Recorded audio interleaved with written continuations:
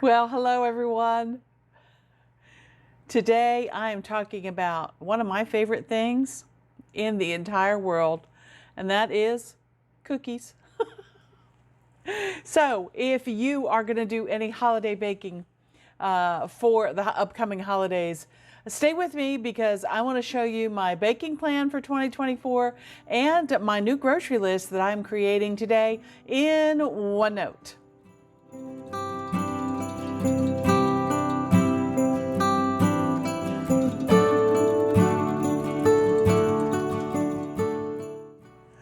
Well, hi everyone, this is Crystal from A Crystal Clear Life, where we focus on planning, organizing, and living a more simplified life.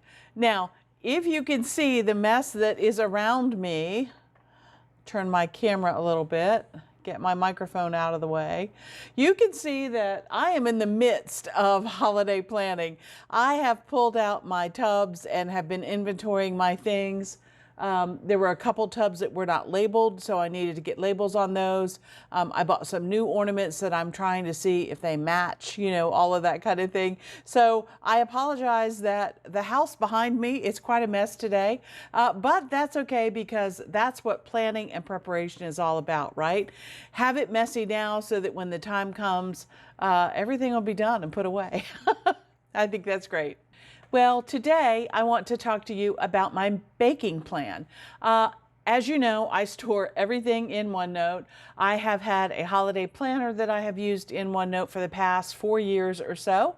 And so today I'm going to show you a page of that holiday planner. It is my baking plan page. So if that sounds interesting to you, please go ahead and give the video a thumbs up. Hit that like button for me. That certainly does help out my channel. Go ahead and hit that subscribe button if you have not done so already. We are a growing community. We have new followers joining us every day, and that just thrills me to no end. I'm just so happy that people are excited about learning about how to use OneNote to help keep their life organized. Okay? All right, with all that out of the way, let's go ahead and jump into the computer. As you can see here on my screen, this is my holiday baking plan. These graphics came from Canva. And they were part of the free stuff that is available on Canva. And I just had fun playing around last year putting those graphics together. I think they turned out really well. And this background notebook here that you see, this is one of the free notebooks from DCP Digitals. I will have a link to it in the description box below if it is something you are interested in checking out, okay? All right, let me explain a little bit about what this is in case you are new to OneNote. So you see here that I have just a cute graphic here. You can tell that they're graphics in OneNote because they have this dashed and dotted line around them. And then I created a text box next to that that says Baking Plan 2024. And down below, let me scroll in so you can see that. Down below, I have the confections that I like to have on hand for the holiday season. They just look pretty on the cookie tray or a charcuterie board or something like that. One of the things that I love are salted caramel chocolates. Sometimes I get Sanders small batches from Costco. Sometimes I pick them up at Aldi's. I've even been known to grab a bag or two from TJ Maxx or Home Goods or something like that, okay? So that's where they're from. Also, peppermint bark. That's also another Costco thing that I love to get. They have the big plastic tins of peppermint bark, and I usually pick up 2 of those during the holiday season.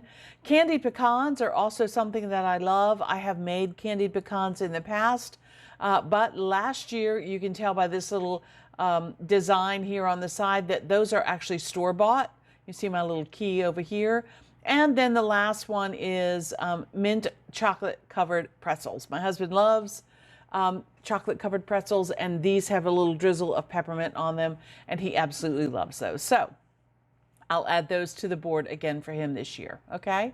Then over here on my rolling pin, cookie dough kind of graphic that I created here, I have a list of the cookies that I intend to bake this year. So one of the things that I want to make this year is chocolate peppermint bundt cakes. And that really is taking just a basic chocolate bundt cake recipe, adding a little peppermint, crushing up some candy peppermints, putting cream cheese frosting on top, and sprinkling again with more crushed peppermints, okay? So that's really, they're homemade, but I usually use a box mix to do that, okay? Another thing that is homemade is my thumbprint cookies. And then I also have, here I have listed store-bought chocolate chip cookies.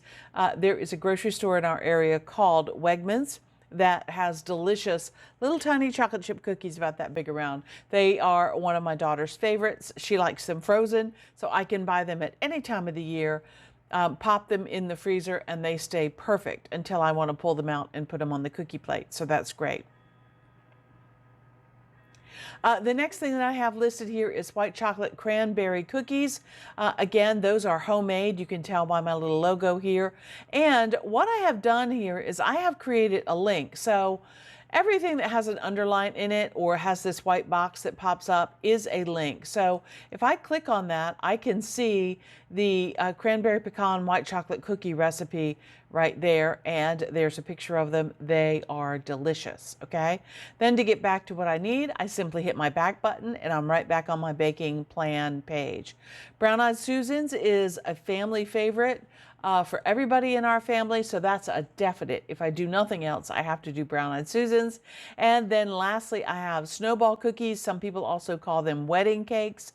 They're the little pecan shortbread cookies that are then rolled in powdered sugar, and they look like little snowballs. Okay. All right. So that's what I plan on making this year at some point. And what I wanted to do is, as I was looking at this list, I thought, well, you know, I need to start making a list of what I need to buy and that kind of thing. So let me scroll down for you. Last year on Pinterest, I found a grocery list for holiday cookies and a place to put the year. And then all the ingredients go down here on the side, and then the cookies that you're going to make are across the top here, okay? And I thought, you know, this is great, but it is a graphic, which means I would just be writing on top of it. And you know me, I love my tables, and I like to make things really, really functional. So what I wanted to do for you today is to show you how to take this idea of this grocery list and how to turn it into something that is really, really functional, okay? All right, so let's move over to this side. When I was talking to my husband about this, you know, he's a data guy. So of course, his immediate response was, well, you know, that'd be a great thing to put in a spreadsheet. So, you know, I think he loves spreadsheets as much as I love tables. But anyway, I said, you know, that's right. Let me go ahead and try it as a spreadsheet. So I did create a new spreadsheet here. That I decided, well, let's take a look and see how that will work. So again, I started putting some of my ingredients down here on the side, and then a place for cookie number 1, cookie number 2, cookie number 3, and then the total needed. And the great thing about Excel is it will do this calculation for you. So I put a sum in there for, you know, add these 3 cells together to get the total that you need. And then, well, I added another column. This was not on the original grocery list over here. See, it just says total needed and when to purchase. I said, well, what do I have on hand? Because I am somebody who likes to stock a lot of things. So what do I have on hand? Well, for eggs, I only have 3 eggs. So that means I need to buy at least 4 eggs. For me, on my grocery list, that would mean a dozen, okay? And then I have a place to put the purchase date. All right. Now, when you do a spreadsheet like this from OneNote, when you go to edit it, you have to click on this little button here, and it will take you to that file in Excel. The more I started thinking about this in Excel, the more I thought, you know, this is not really going to work for what I need because, well, let's say eggs are whole numbers, right? They're whole things, but oil might be 1/4 of a cup, and butter might be 3 tablespoons, and flour might be so many grams. So there's all these different kind of measurements, okay? So again, I went back to my husband and said, what do you think? And he said, well, why don't you put a column in here that has, the measurement that you need? And I said, okay, that makes sense. But in some recipes, you might only need 3 tablespoons of flour, but in some recipes, it's going to be in cups. So the more I thought about this, the more I thought there's too many measurements, too many different measurements for the recipes that I use, and I'm only making 3 or 4 kinds of cookies. This is going to be way too complicated. Too complicated for somebody who is a home baker that is not doing a lot of prep. But if I were somebody who ran a cookie business, certainly I would have a spreadsheet with all that information, and it probably would even have how many batches so that that would double or triple, the number of items that I needed. But that's not me. I don't want to be in the cookie business. I just want to make some goodies for my friends and families. So I'm going back to my favorite thing, tables. Let's take a look at that down here. All right. So here's what I think I'm going to settle on. A holiday baking inventory and grocery list, okay?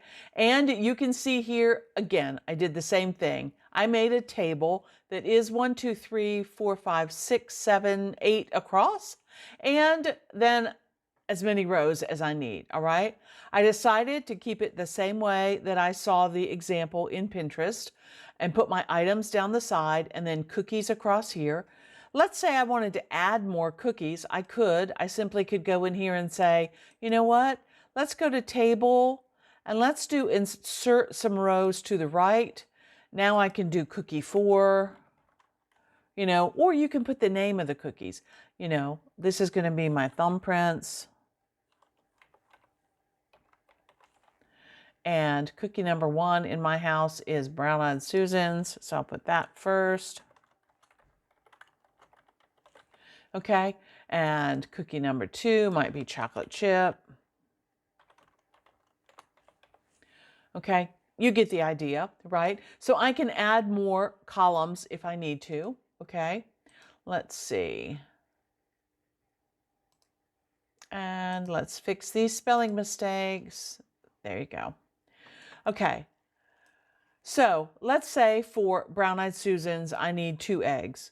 I can still put the 2 in there, and for chocolate chips, I need 3 eggs, and for cookie number 3, I need 2 eggs. I can still add those up to get my total needed of 7.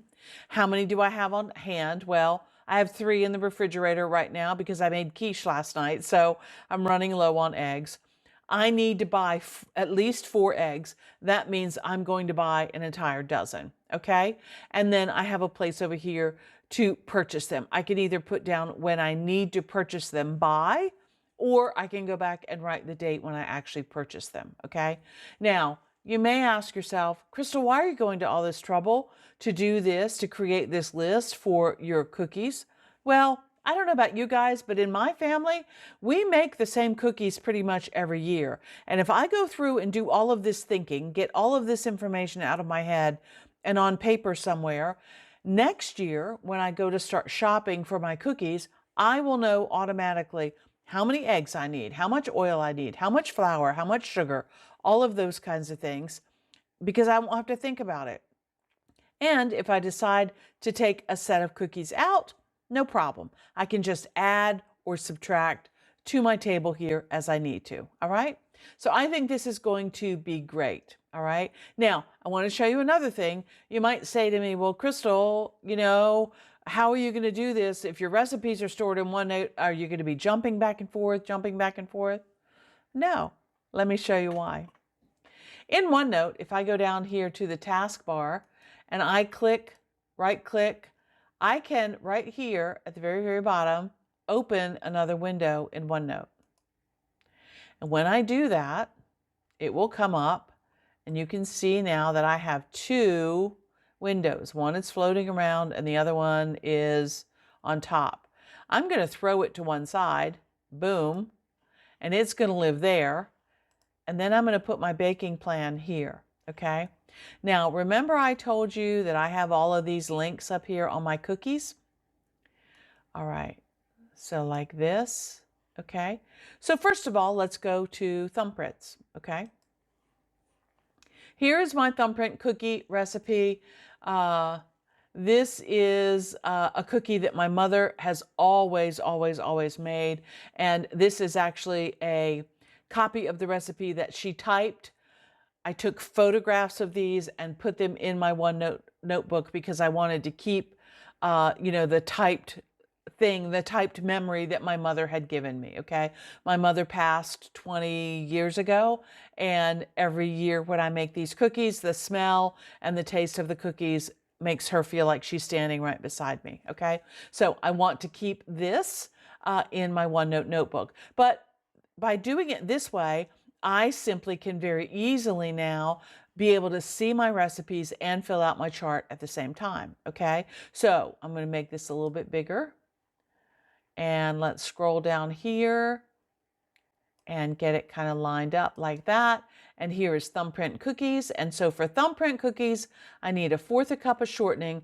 Now, I will say that I always, always, always double this recipe because my sister loves these cookies as well. And when we see each other over the holidays, it's my job to bring the thumbprints, okay? So I'm going to automatically double it. So I'm going to go down here to shortening, and I'm going to say that I need 1/2 cup. Okay, and soft butter, I also need 1/2 cup. There, and let's take this flour out, and let's take this, oops, you know what, look at me, I'm putting it in the wrong row. There we go. Move it over. There you go. Always helps to check, doesn't it? Okay, and then I can see that I need 1/4 cup of brown sugar, firmly packed. So light brown sugar down here, and again, I'm doubling the recipe. So another 1/2 cup, and 1 egg yolk. So that's 1 egg, and 1/2 teaspoon of vanilla. Well, guess what? Vanilla is not on my list, but I certainly can go down here to the last row column and hit the tab key, and I can add vanilla, okay? And I need 1/2 teaspoon, again, double that. T, the small t, in case you don't know, the small t is for teaspoon, the capital T is for tablespoon, okay? That's just the way we've always done it, all right? And then 1 cup of sifted flour. Again, I'm doubling, so 2 cups, like so. You get the idea, right? I'm just going to finish this recipe really, really quickly so that I don't lose my place. Here we go. All right, I need to add salt.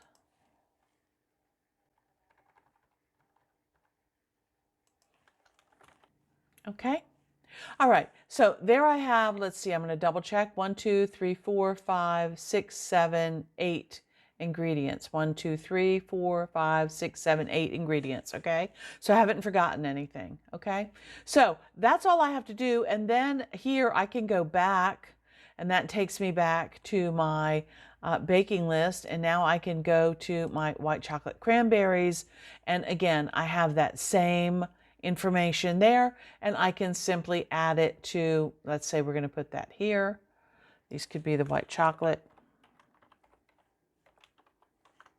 cranberry, okay? And then I can start doing the same thing, all right?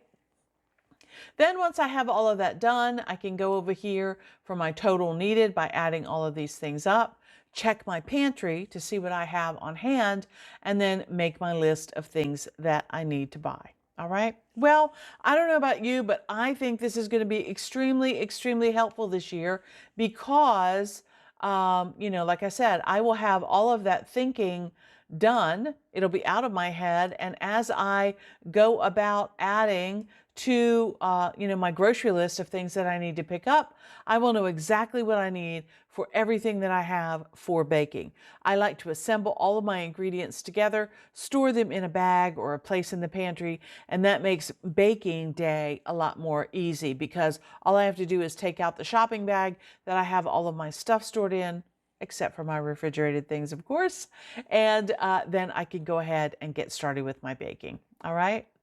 Well, I don't know. What do you guys think? Do you like this holiday baking inventory and grocery list idea? I think it's going to be great. If you like it, please leave me a thumbs up or give me a cookie emoji in the comments to let me know that you like this idea. And if you have other suggestions for things that you think I could add to this inventory list, please go ahead and leave me a comment with that as well. Now, I was thinking while I was prepping for this video, you could do this same thing for any of your traditional big meals that you do. Let's say you make the same thing for Thanksgiving dinner every year. So you have your turkey and your cranberry sauce and your mashed potatoes.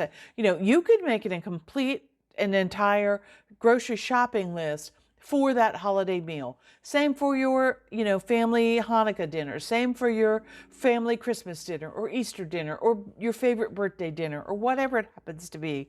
You could create an inventory list for all of those recipes and then you would have it. You wouldn't have to sit down every year and think about it. It would already be done for you. Okay? That is one of the beautiful things that I love about OneNote. Now, quickly, I want to just say, you can see I've already started in my December section a few of the things that I've started on for the holidays. I don't have my December stuff set up yet. I'm just now starting to collect all the things that I need. That will probably be the next video that you see, my December plan with me. So I hope you'll subscribe and stay with me for that. That's going to be a fun one to do because I get to use some stickers that my daughter has gifted me. It was an early Christmas present and I'm very excited to show you. She's very creative and I just love the things that she does. So stay with me for the next video and I will show you those as well. And until next time, here's hoping that you can live a more simplified and organized life through better planning. I use OneNote. Until next time, okay, bye.